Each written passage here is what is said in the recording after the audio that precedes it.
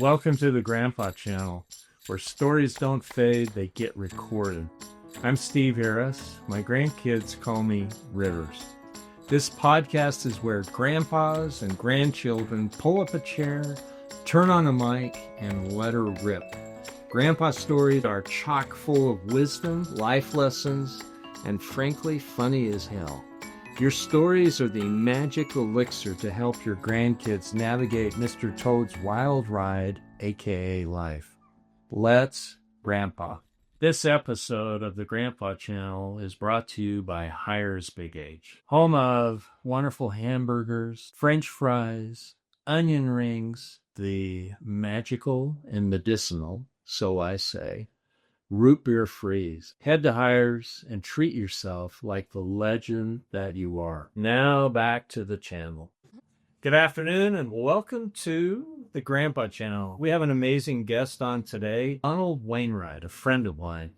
Well, as you mentioned, Steve, I'm from Baltimore, Maryland. It's where I grew up. Left there and a few years ago when I still had hair.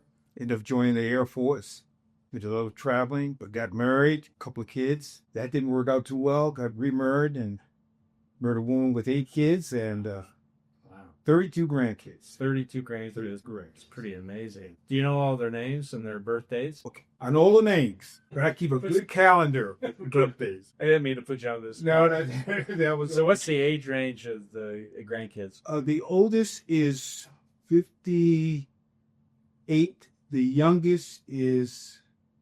He'll be 10 this year. Oh. So wide range.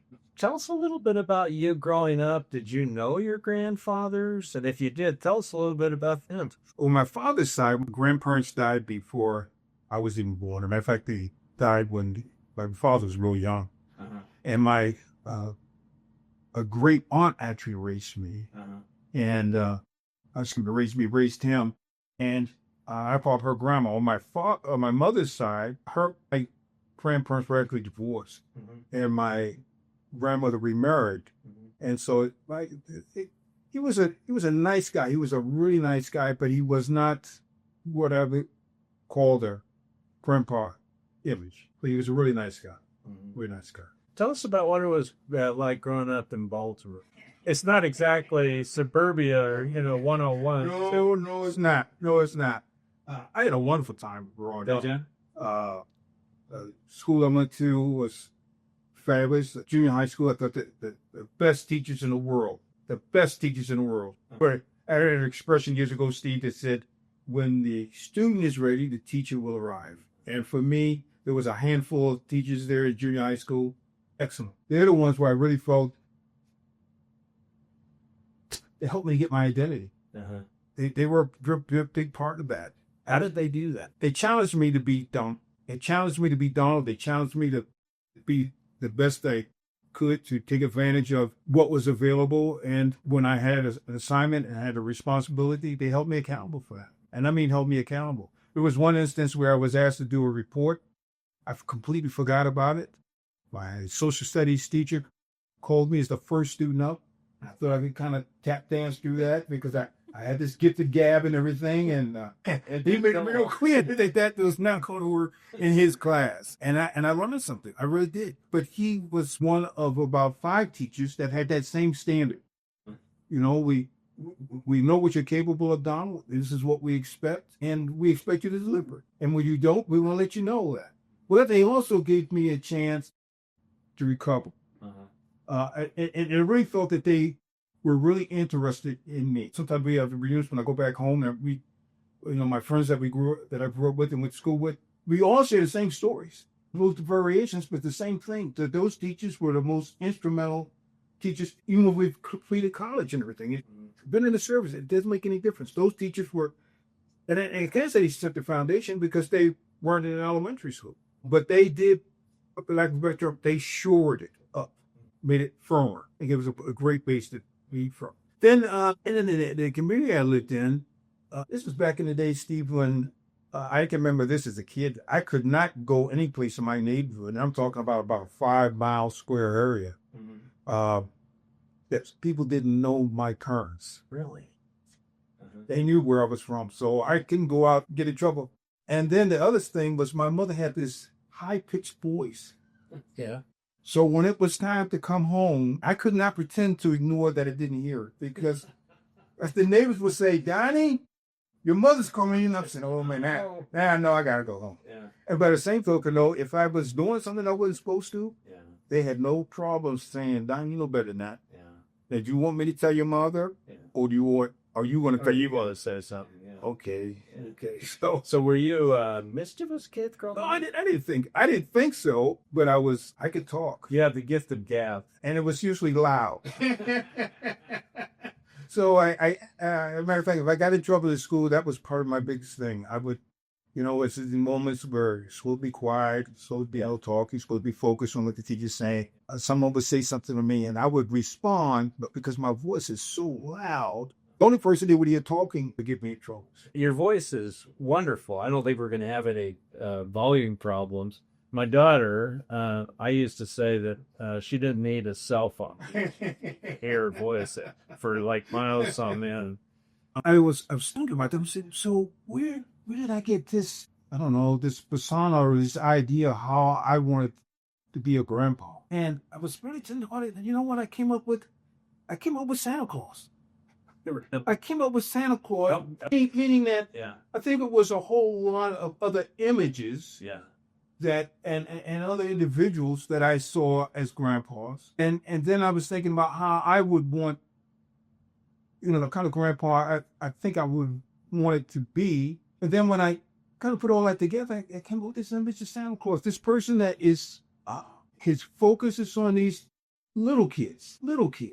And that the spirit he brings is that it's always about being happy. As a matter of fact, one of the things that I love the little grandkids when they're between 18 months and about 5. And one of the rules that I have, because now they're able to walk and able to kind of get around, I have a little space down in the basement, and that's Grandpa's room, and they like to come down. And one of my rules is come down and have a good time, but come down and have fun. You're going to start crying, you can go upstairs to your mom and cry. But we don't do that here. If you get hurt, then we'll work that out. Yeah. But the night is we have fun. So again, as I was thinking about this role model, whatever for me as a grandpa, it's sort of like with Santa Claus. He's got the list and he's checking it twice and all that. But the real focus is not about being bad. It's about being good and having a good time and enjoying each other, and that spirit of just enjoying these special little spirits. It sounds like to me that being present, you're being engaged. You are there. Absolutely. Instead of kind of like, absolutely checking your phone. When one of the things, and matter of fact, my wife would tease me because I said, I'll do everything, but I'm not changing diapers. And I said, I had that issue with my own kids. I said, in emergency, but trust me, I will do that. Yeah. But for me, that's not one of the fun experiences. Yeah. But other than that, I'm engaged. You're down. I'm with that. Yeah. There was a time when some of the grandkids in California were getting a little older. They were probably early teens. We were out shopping, and we were going through, we were picking up things, and one of the youngest son, grandson picked up a hat. As a matter of fact, we were in the TARDIS, picked up a hat, but then we kept moving through the store, and he didn't put the hat back. So he decided that he was just going to drop it off someplace, and I take it back. And the oldest grandson said, no. Grandpa's not going to tolerate that. You have to take that hat back. So, and the way he said that, the way the oldest grandson said that, Steve, it made my heart just go boom, boom, boom. Yeah. Because I realized that he had picked up on some things on the way that I expect them to behave and to act, but for things that we were doing having fun. So the whole idea with taking a hat back to me was that this was a fun activity. Taking a hat back was still part of the fun activities. So like that, and again, it's that part about being engaged. I just love that. And to your point, my grandfather was not engaged, and I realized that there were a lot of parents, period, that were not engaged. I mean, they were nice, they were family. I mean, they were loving. I don't mean to say that they weren't loving. We just weren't engaged. Mm-hmm. I wish I could say that every time I'm with my grandkids, I am there. But talking to you makes me want to be more there. I just think that we have so much to learn that all grandfathers know that there's some areas that they could pick it up. They could, kind of take it to the next level. That's one of the reasons why we've got this, this channel. Well, that's one thing. Even with me, I'll tell you, there is a bit of a double-edged sword there, because I think sometimes, and I don't know if it's because my grandkids are not my grandkids by blood, and I think sometimes parents feel, I won't say threatened, but because the grandkids' biological grandfather is still alive, I'm sort of interloper. That's exactly right. Yeah. And I think sometimes, no one's actually said anything, but sometimes I feel like there's a sense that we don't want Grandpa Donald to have as much time or get as close to the grandkids in lieu of my father getting close to my kids. But sometimes they don't. And that's exactly right. And that's the point I was getting at, was he was not engaged. He wasn't doing it. He didn't take advantage of the opportunity. And one of the things I shared with you the other day was the biggest thing that I think that makes this really work for me, Steve, is that they've given me access, and I took advantage of that. And I continue to try to wear that out, because I just don't. Number one, I really think it's a blessing for me. It's an answer to my prayers. It's even an answer to unanswered.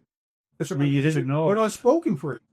It is just a wonderful experience for me, and I enjoy it. Tell me, over time, you start out with just small grandkids, and then over time they get older and stuff. Do you see your role change a little bit, or do you lean on experiences and you bring your life experiences in? And are you kind of changing with the times, but more importantly, the ages of your grandkids? That's, for me, the role doesn't necessarily change, but the interaction is different. Number one, the biggest thing is time.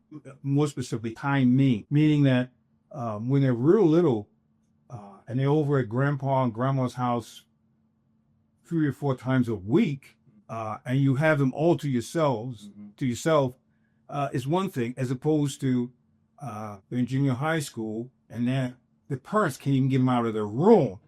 So they don't even have access to them, let alone that there's a residual affection that helps you get through. Oh my goodness. It's I have a set of grandchildren, 3 of them, and the girls, 2 granddaughters, I don't see as often as I do the grandson. I have a basketball hoop that's right in my driveway, and so the grandson is out there most of the time. So I get to see him all the time. And how old is he? He's 13. Okay. Oh, excuse me. He'll be 13 next month. But there have been times when he's been out there and it's just been the 2 of us. And his friends are not there. Nobody else is shooting hoops. Nobody else is distracting or taking away from my time. And he'll just ask something. We'll just talk about something. So I know that the bond is there. The same thing with his sister. I know the bond is there. Is it different in my mind? No, it's not different. I'm not as physically engaged, though. That's a difference. Am I still engaged? Absolutely. Yeah. His sister, he's in a set of twins. His sister is practicing, or she's actually engaged in the not a drum line, in the cheers floor. And she was practicing some things the other day outside. She and her mom were out there, and she was kind of practicing. And when she finished, I took her aside and said, it is just a wonderful sight to see you doing this, because I remember when you were smaller, when you were younger, you wouldn't have been doing this.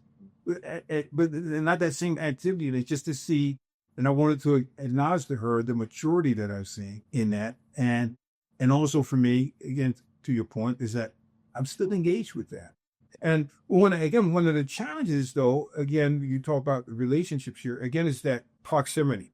Grandkids that have been closer, out of the 32, there's probably, do a quick head count here, 9 that I've had, for lack of a better term, the closest relationship with, simply because of proximity. They were there. The other bulk, I do not. But the relationship, I like to think, is still just good, because when I have been with them, I'm still engaged. I come to their house. As a matter of fact, the youngest, is he the youngest? Yeah, he's the youngest. The youngest grandson, I didn't get to see him that often as he was growing up. But when we did get together, when he came over to my place, or I went over to his house, I went down on the floor playing with trucks and Legos. And I had to let you know a little secret. One of the things that makes this thing so easy for me is I love playing with toys. I love playing with toys. Matter of fact, I was thinking coming over here, I said, I wonder what kind of toys Steve has. You know, we got lots of. Yeah, I still like that. I still love that when it comes down to, and that's one of the disappointing parts for me when, as the grandkids grow up, because there was a disappointing part for me when my kids grew up, when they stopped playing with toys. Oh my goodness, Steve, I enjoyed that. We've got huge buckets of Legos, and Star Wars this and Star Wars that. I have to tell you that hasn't been one of my fortes playing. But, you know, I love the mind's eye image of seeing you and seeing grandpa's on the floor trying to put things together. We have these magnet tiles that the kids really love too, the grandkids. Now, I've got a kind of a goofy question for you. When we went to dinner the other night, you mentioned that I wanted to hurry and make sure you understand Donald was not an inmate, but you spent time. Tell me explain to me what you did. And then here's the question. What things did you learn from that, maybe that helped you with life in general? Well, clear up some misconceptions. Please, yeah.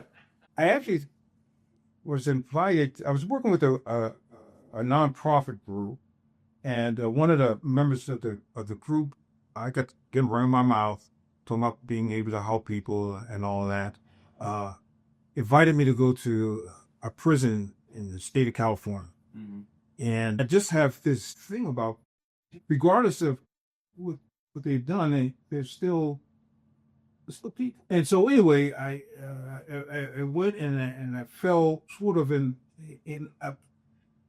realize how much love I have for people, and especially for those that are making some changes in their lives, or going through some changes, and about to have an opportunity to make things better. So we were in this group that was called a pre-release group. They're within about 30 days of being placed on parole and not being incarcerated any longer and returning to civilian life. I did that for a number of years just as a volunteer. And then I was invited to actually apply for a position working at a county jail as a facilitator, as drug substance abuse counselor. And then they wanted me to do a basic parenting class.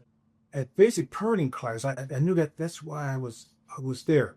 When people are incarcerated, they're separated from their children. And then I think this basic parenting class, what are some basic things to be aware of as and being engaged. And one of the big points I wanted to give, things I learned, I lost my father when I was very young, was that for a number of different reasons, parents are separated from their children. When they have an opportunity to be re-engaged with their children, to take advantage of that, and to not allow these other things that have less value to get in the way, and to take advantage of the resources that are available, take advantage of the proximity, and especially take advantage of the time. And in preaching that, it reminded me and helped me to stay balanced. Balance is not the right word. I would say stay focused and remember what's really important. Stable. And so if it's anything that I learned, it was a reinforcement. Yeah, I think that's really interesting. The idea of focusing. There's an old Crosby, Stills, Nash and Young song called "Love the One You're With." Love the One You're With. It's a great song. It's not a fabulous message. Yeah. But one of the lines is, love the one you're with. I could be a lot better, Donald, focusing in the moment and being with whatever grandchild I'm with rather than worrying about this, that, or the other thing. And I think that would improve my grandparenting to a great degree if I could do that. We don't want to be just another child or another employee or another anything. We want to think that we're unique, and we really are. Yeah. And unfortunately for us, just the way life is, we don't necessarily get that acknowledgement as frequently as we need it. I don't want to say even more, but as we need. And so again, that's why for me it's been a blessing that to be able to be in a position to even have the desire to do that, just as you expressed when we acknowledge it. Well, gee, I think I can make some changes. They could do that. No qualm asking the grandkids, what is wrong with you? Well, what can I do? Really? What can I do? Yeah. What can I do? Did you ever get any surprising answers to that? Now that's a question on the spot. Yeah, because for me, I wouldn't say that it was. The reason I don't think this is necessarily a surprise is because I'm really kind of expecting anything because I'm genuinely want to see what I can do. Mm. So the surprise for me, if there's any, is if they were to come up with something that I could not do and I could not figure out how to pull this thing off. So that would probably be disappointing for me. And I'm trying to think of that because I know there have been some times when I said, oh man, how am I going to pull this off? How am I going to pull this off? Yeah. I'm going to pull this off. The times, though, when I've realized, as a matter of fact, I do know. There were a couple of times we have a grandson that had some challenges. Mm-hmm. Had some legal challenges. And I was wondering how we want to pull this off. Mm-hmm. And before he actually got into trouble, I could tell because of my experience. I've been working in the jails, prisons. I've seen this pattern. Even before working in jails and prisons, I've seen the pattern. And I would ask, I won't use his name, but I would say, what should we be talking about? And it was such a wonderful feeling when he would actually see, Grandpa, I really don't know. If Grandpa, if I know, I would tell you. Wow. Yeah. I think that sometimes I want to pussyfoot around this a little bit, but I think that we as grandpas are subject to, or that we receive inspiration, personal revelation, however you want to say it, ideas that kind of come into your head. And fairly recently, one of my kids was having a really, really hard time, and I didn't have an answer. I just didn't. Yeah. And I said a little quick prayer in my head. I just said, I don't have an answer. Do you have an answer for this? And he did. And I ran with that, and I did claim it as my own because it came out of nowhere.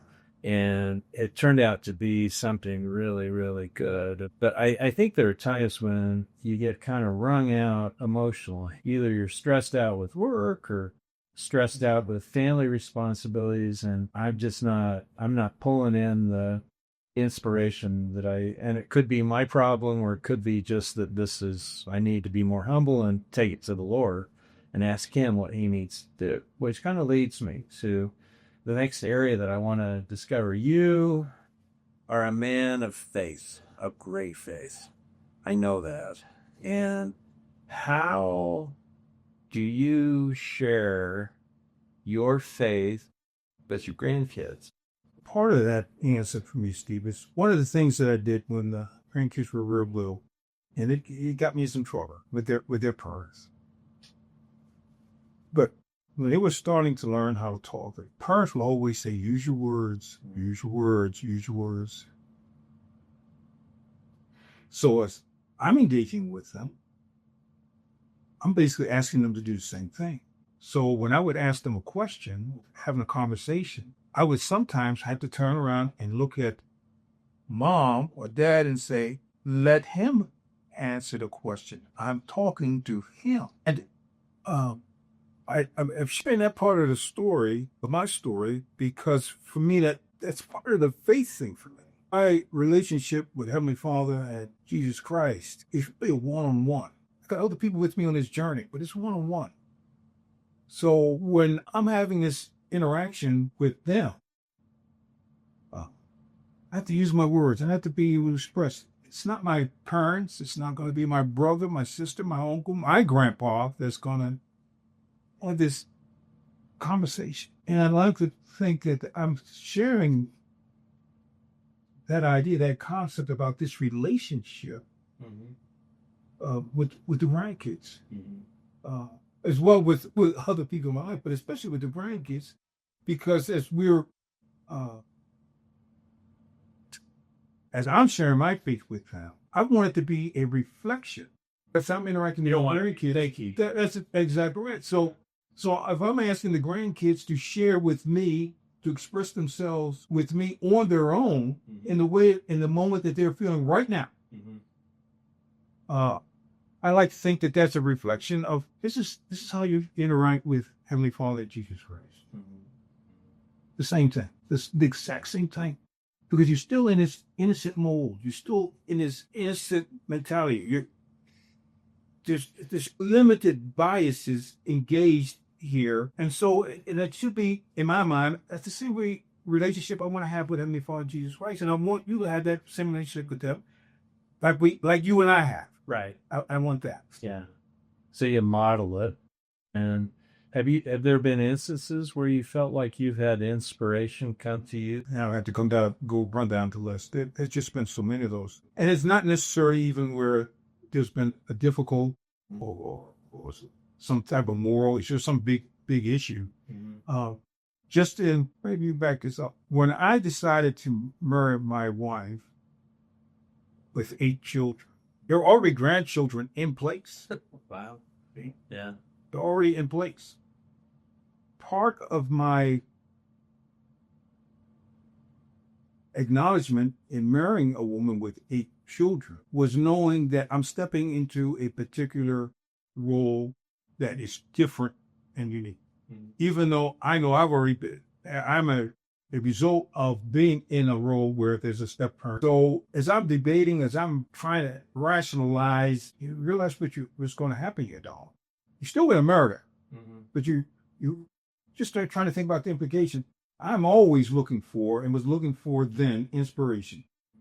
And then receiving an answer to that inspiration that don't just be Donald. Absolutely true. Right. Absolutely true. I made one that I already knew the type of grandpa I wanted to be, the kind of parent that I wanted to be. I didn't know quite sure the kind of step parent I wanted to be. I knew the kind of step parent I did not want to be. I had that real clear in my mind. So as I'm living with it, and again, because I love people anyway, and I want to be engaged anyway. If the relationship is that important to me, I'm saying you got to be engaged. So it's I almost say it was a natural tendency to do what I did, because I really think there was a lot of learned things, and meaning that I knew how I wanted to be, which to me, I had this idea that know who you want to be, and know what the rules and standards and guidelines and values that you had, and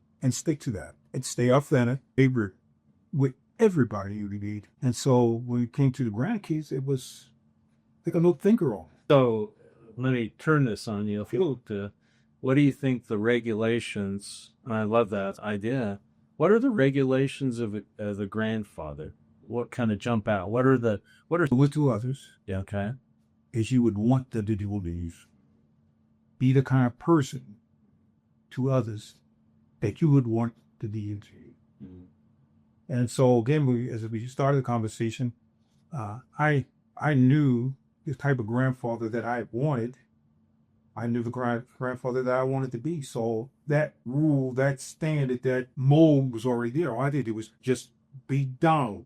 I'm struck by the fact that you're Donald because you had these wonderful teachers back in Baltimore. They're part of it. It's not just they're part of it. Yeah. I mean, you've had this army virtually of people. Yes.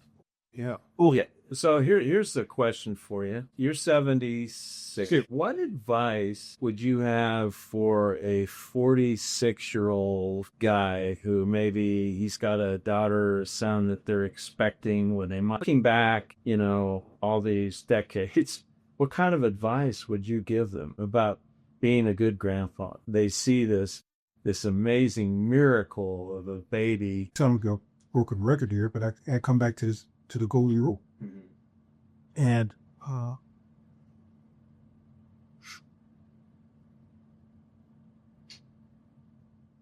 work that as best you can. You know what's in your heart, and if there's any changes that you need to make, just as I would tell the men in prison and jail, if there's any changes that you need to make, the key things are the changes that you want to make, and know the reason why you're making those changes. And is that baby, is that person worth it? And if you're talking about all this love in your heart, you've already identified that, yes, they are. Mm-hmm. And so what do you have to do? Mm-hmm. And then work on. Is there a particular moment that you can think of? This is putting you on the spot. Again. I'm good at that. I'm a lawyer. But is there a moment that where your heart's just bursting because you're so grateful? I mean, do you see something or something, it happens to you where you go, oh my gosh, this is amazing. It's funny you mentioned that because it doesn't involve the grandchildren. It actually involves one of the adult children Mm-hmm. of my wife. And coming out of the chapel, it's just this past Sunday, coming out of the chapel, she's coming out of the bishop's office, and she says, "Grandpa!" Because that's what she calls me, and that's what the kids call me. Mm-hmm. And I actually take her aside until yesterday, as a matter of fact, to tell her what that meant for me. And I said, don't tell me that it wasn't just pure joy seeing me, and that's what that was all about. Don't tell me it was some other reason. And she decided to tell me it was some other reason, but she said, but I was still excited to see you, bro. But to have a stepdaughter Mm-hmm.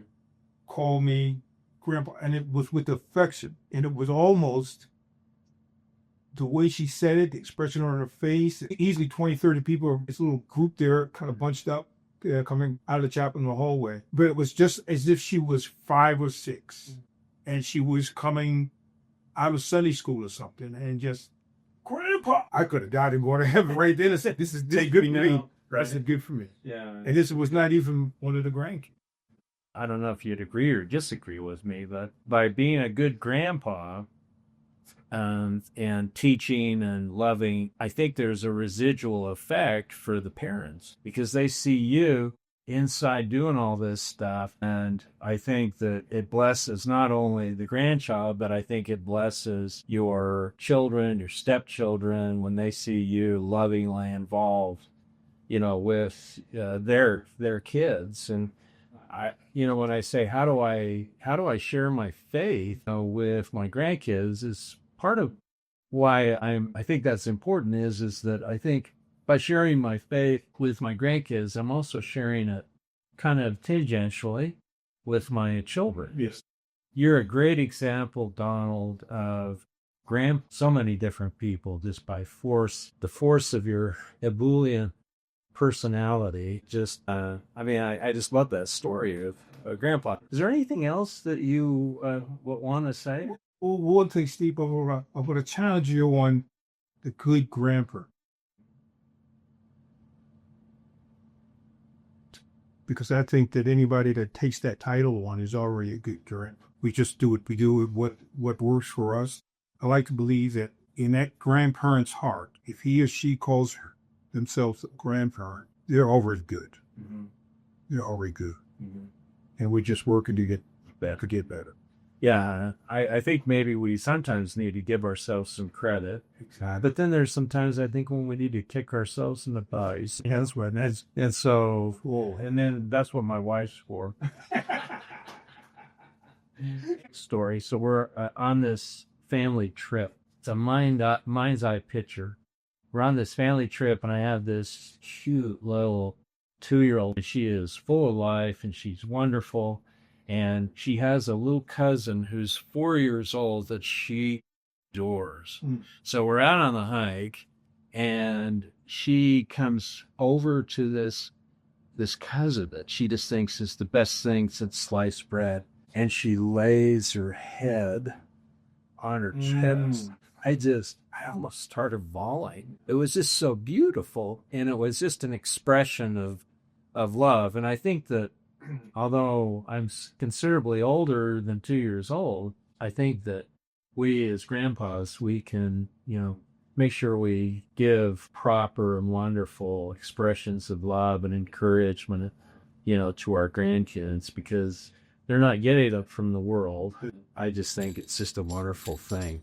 And I'm so glad that you're my friend. And we want to thank Donald for coming here and wish all of you happy grandfathering. So thank you. That's it for today's episode of the Grandpa Channel. Leave a review, share it with a friend, or better yet, tell your favorite grandpa.